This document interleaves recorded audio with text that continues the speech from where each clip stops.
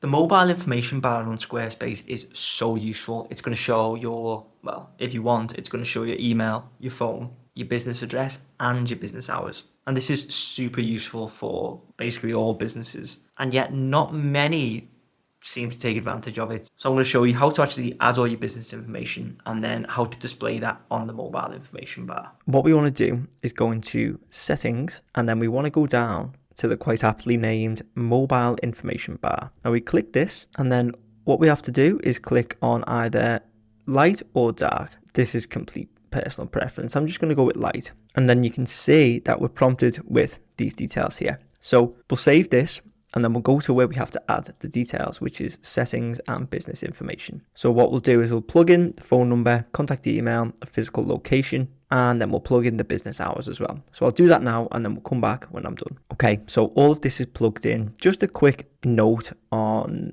your business hours. You don't have to do this in any particular style. You can put whatever you want.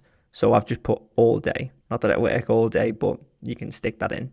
So now we'll head back, so back into settings and then into mobile information bar. Now it's no longer grayed out and we can actually show the information. And then as we toggle, you can see that everything comes up down here, which is great. It looks really good. And we hit save. And when a user clicks on the icons, you can see hours come up like this, which is nice.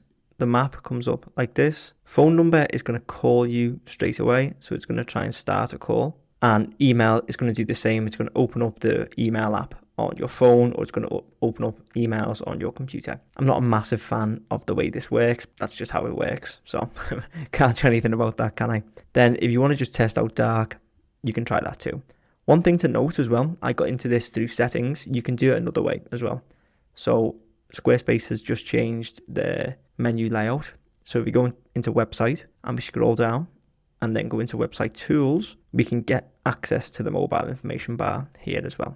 So you can go through settings or you can go through website tools. It's completely up to you. If you found this useful, please make sure to leave a like, hit subscribe, and check out all of the Squarespace resources in the description below.